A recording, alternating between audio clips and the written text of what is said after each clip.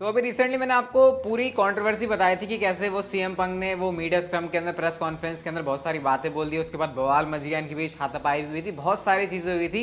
उसके बाद से मतलब ऐसी चीज़ हमको सुनने को मिल रही थी कि मतलब कुछ ऐसी छोटी मोटी बातें, लेकिन एक बहुत ही मेजर चीज़ हमको पता चली है और रिपोर्ट ये है कि सीएम पंग वापस एडब्ल्यू के अंदर अब कभी भी नहीं आने वाले और उनका अब रेसलिंग के अंदर कोई मैच भी नहीं होने वाला। तो रिपोर्ट क्या है?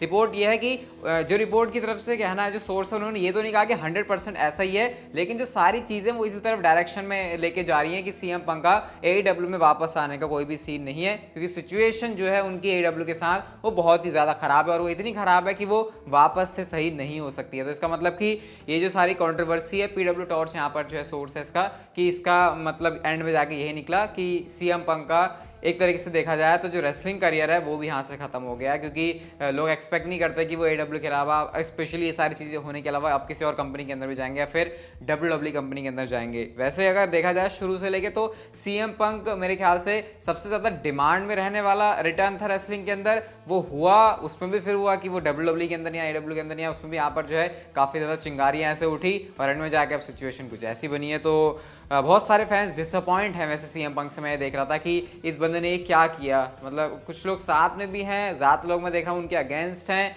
स्पेशली क्योंकि उन्होंने काफ़ी अनप्रोफेशनल तरीके से बिहेवियर रखा है। अब पता नहीं भाई इसके बारे में क्या ही कहेंगे, आपके कुछ रिएक्शन है तो आप लोग मुझे कमेंट सेक्शन के अंदर बता सकते हो, लेकिन जो भी हुआ वो बिल्कुल भी ठीक नहीं हुआ है। रिसेंटली व्हाइट रैबिट के बारे में हमको बहुत सारी चीज़ें देखने को मिल रही हैं, जो ब्रे वाइट से उसको लिंक कर रहे हैं, कैरन क्रॉस से लिंक कर रहे हैं। तो रिसेंटली रोंडा राउजी भी अपनी जो है लाइव स्ट्रीम करी थी वीडियो गेम की और यहाँ पर उन्होंने खुद इसके बारे में कॉमेंट किया। अब यूजुअली सुपरस्टार ऐसे करते नहीं है, लेकिन मुझे लगता है कि रोंडा राउजी इतनी बड़ी सुपरस्टार है कि उनको तो वैसे भी फ्रीडम है कि वो बोल सकती हैं और वैसे उनका कोई क्या ही उखाड़ लेगा। जैसा आप कह सकते हो फीमेल ब्रॉक लेसनर में कह सकता हूँ कि उनको कोई क्या ही कुछ बोल देगा, उनको वैसे भी है ना, आपको पता ही है। तो उन्होंने यहाँ पे ये कहा कि जो सारी चीज़ें हैं, जो थ्योरीज हैं, वो ऐसा लग रहा है, but I like to think that it is bray white coming back, ऐसा कह के रोंडा राउजी ने कहा है, जो कि फैंस की होप को और ज़्यादा जगाता है। अब कई मौक़ों पर पता है सोचने में ऐसा भी लगता है कि क्या पता ये डब्ल्यूडब्ल्यू के लोग ही ऐसे फीड करते हो सुपरस्टार्स को ऐसे बोलने के लिए, ताकि उस बारे में और हाइप बने, और जब हाइप बनेगी तो फिर वो चीज़ होगी तो फिर वो मतलब कभी कभी आपको पता नहीं, डब्ल्यूडब्ल्यू खुद भी हिंट देती है हमको चीज़ों के,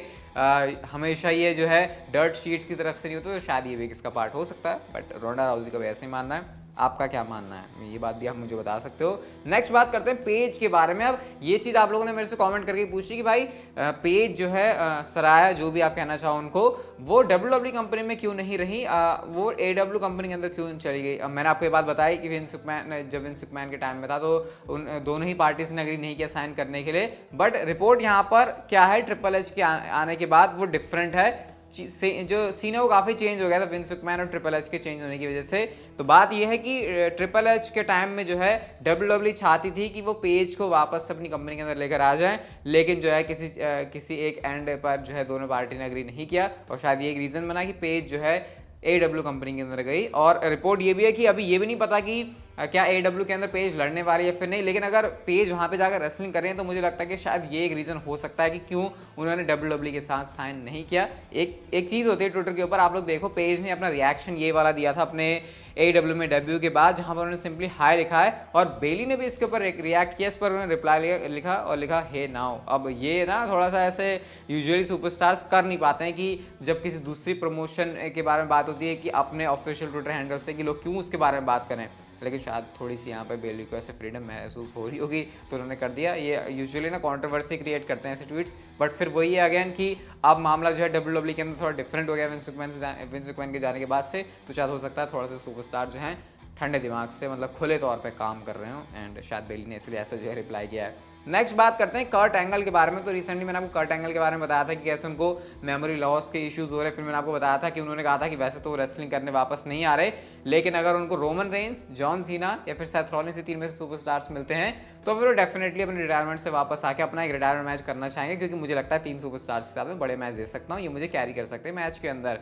कर्ट एंगल से ये पूछा जाता है कि डब्ल्यूडब्ल्यू में आने को लेकर फिर एडब्ल्यू में आने को लेकर क्या प्लान्स हैं। तो कर्ट एंगल ने इस बात को रिवील किया कि उनका डब्ल्यूडब्ल्यू के साथ लेजेंड वाला कॉन्ट्रैक्ट है, जाने को वो एडब्ल्यू के अंदर भी जा सकते हैं, लेकिन फिर वो अपनी जो रिलेशनशिप है वो डब्ल्यूडब्ल्यू के साथ खराब नहीं करना चाहते। फिर उन्होंने ये भी कहा कि रेसलमेनिया 39 के अंदर मुझे एक रोल भी ऐसा मिल रहा है डब्ल्यूडब्ल्यू में जिस चीज़ के लिए अप्रोच कर रही है, हालांकि उन्होंने ये बात पहले ही क्लियर कर दी है कि कोई रेसलिंग रोल नहीं होने वाला। मुझे लगता है कि कर्ट एंगल बिना रेसलिंग के भी बहुत सारे रोल कर सकते हैं डब्ल्यूडब्ल्यू के अंदर, जैसे सुपरस्टार्स को मैनेज करना। पता नहीं क्यों एक बात मुझे बहुत मिसिंग लगी कर्ट एंगल के अंदर, जो उनके पहले के टाइम में थी WWE के अंदर, वो प्रोमो पे अचानक से ऐसे बदल गए कि मतलब जमीन आसमान का अंतर आ गया। पहले उनके जो प्रोमोज है वो काफी नेचुरल लगते थे, लेकिन अब जब वो आए बाद में तो ये कर्ट एंगल वो कर्ट एंगल मुझे लगा ही नहीं। रेसलिंग के मामले में तो ऑब्वियसली लगता ही है बंदा, लेकिन उनकी प्रोमो स्किल्स ही मुझे लगा कि पता नहीं क्यों बदल गई है। ऐसा आपने भी नोटिस किया था क्या? मैंने तो किया था।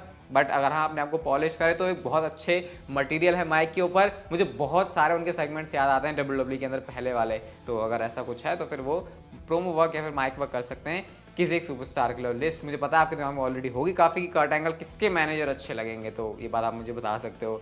नेक्स्ट बात करते हैं सेथ रॉलिंस और मैट रिडल के फाइट पिट वाले मैच के बारे में। फाइट पिट वाले मैच से के लिए जो है एक्साइटमेंट है, क्योंकि हमको जब अलग अलग स्टिपुलेशन वाले मैचेस देखने को मिलते हैं तो फिर उसको देखने में ऐसे मजा आता है। तो सेथ रॉलिंस के क्या चांसेस है इस मैच को जीतने के? तो फाइट पिट मैच में जो बैटिंग ऑड्स हैं वो इस समय फेवर करते हैं मैट रिडल को इस मैच को जीतने के लिए। मतलब सेथ रॉलिंस ये वाला मैच हार रहे हैं, ऐसा फिलहाल बैटिंग ऑड्स का कहना है। अभी हो सकता है एक्सट्रीम रूल्स आने तक बैटिंग ऑड्स में चेंजेस हो जाएं, तो डेफिनेटली वो एक अलग चीज़ है, वो मैं आपको बता भी दूंगा। लेकिन अगर रिडल आगे आ रहे हैं सेथ रॉलिंस से फाइट पिट वाले मैच के अंदर, तो डेफिनेटली इसका है ना ऐसे बड़ा मतलब है। और ये भी तो देखना पड़ेगा ना कि बार बार तो एक सुपरस्टार जीत नहीं सकता राइवलरी को आगे कंटिन्यू करने के लिए। और क्या पता इसको WWE और स्ट्रेच करे। मुझे सच में इसको स्ट्रेच करने में कोई प्रॉब्लम नहीं, क्योंकि दोनों सुपरस्टार्स को रिंग में एक साथ देखते हैं, उनकी जो केमिस्ट्री है चाहे वो माइक के ऊपर है फिर रिंग के अंदर हो, ये काफ़ी अच्छी है। और जो जैसे प्रो रेसलिंग कहते हैं अच्छे डांसिंग पार्टनर्स हैं, तो वो वाली फीलिंग आती है पूरी मैट रिडल और सेथ रॉलिंस से।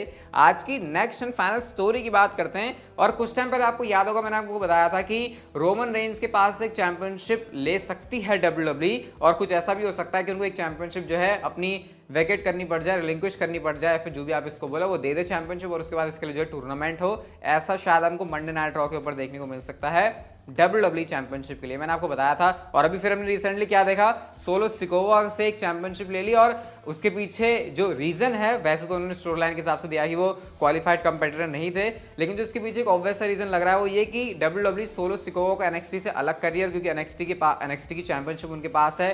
तो फिर किस बात के सोलो सिकोवा अपने पास नॉर्थ अमेरिकन चैंपियनशिप लेके घूमेंगे, तो इस वजह से उनसे जो है चैंपियनशिप ले ली। तो फिर सिमिलर फैशन में अगर हम इस चीज को पहले वाली चीज से कनेक्ट करके देखें तो रोमन रेंज के साथ हो सकती है।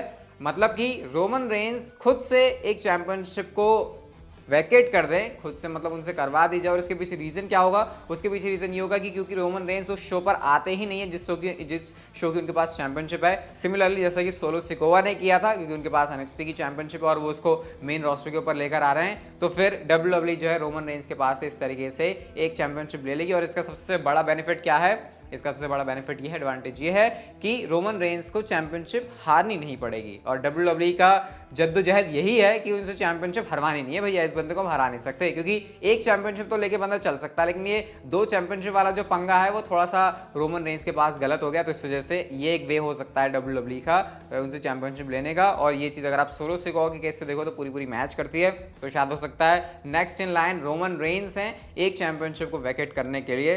मैं सच में इसके बारे में कुछ कॉमेंट नहीं कर रहा कि ये क्या आइडिया अच्छा है फिर बुरा है, क्योंकि इतने ज़्यादा यहाँ पर कॉम्प्लिकेशंस हैं कि समझ में नहीं आता कि किस चीज़ के बारे में बात करनी चाहिए। बाकी आप इतने सारे लोग देख रहे हो, एक से पहले ज़्यादा ओपिनियंस हो सकते हैं। मुझे आप लोग बताना कमेंट सेक्शन में इसके बारे में आपके क्या थॉट्स है। वीडियो अगर आपको अच्छी लगी तो like share subscribe notification bell को ऑन कर दो, and see you guys in my next video.